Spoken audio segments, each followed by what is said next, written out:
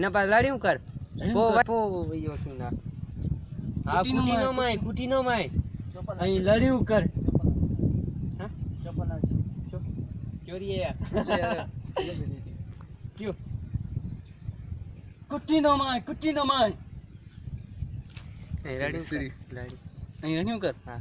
लड़ियूं कर क्यों ऐं लड़ियूं कर हाणे बच्चा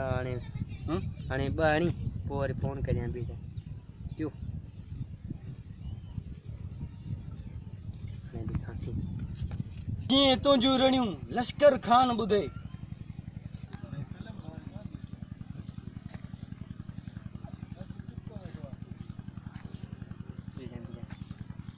सही तो बता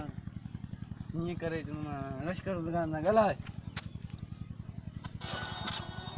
यूट्यूब रनिंग करे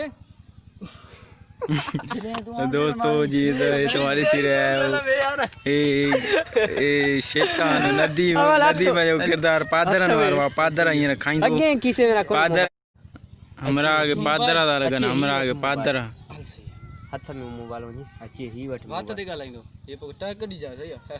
हाली टाक जा इयो तो हाली तू ने डायलॉग ना हाली भी भैया क्यों अच्छे वठ मोबाइल गाला लश्कर खान के लश्कर खान ना असां जा हे जेके ॿिया अदाकार आहिनि जंहिंजो नालो आहे लश्कर खान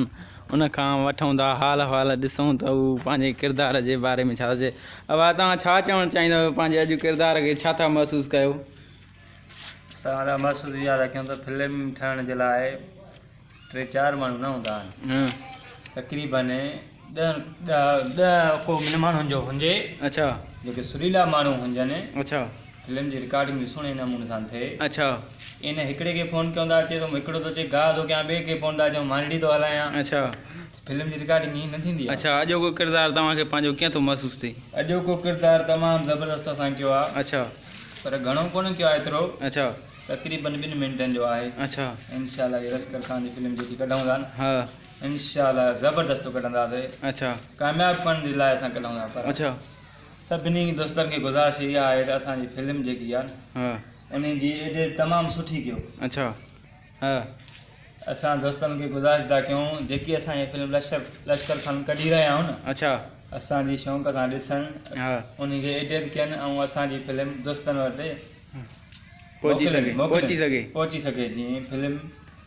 जा एक्टर जेके पुराणा आहिनि न अच्छा असांखे ॾिसनि मिन कंहिंजो डायलॉग एक्टर जो पसंदि अचण खां पोइ उहे पंहिंजे एक्टिंग में असांखे शामिलु कनि ठीकु आहे त भली ॻाल्हि असां तमामु एक्टर यासीन शर खे गुज़ारिश था कयूं त फिल्म जी रिकॉर्डिंग सुहिणी कयो अच्छा सही आहे दोस्तों जीअं तव्हां ॾिसी रहिया आहियो लश्कर खान जो हींअर किरदारु हली रहियो आहे उहो पंहिंजो हींअर किरदारु करे रहियो आहे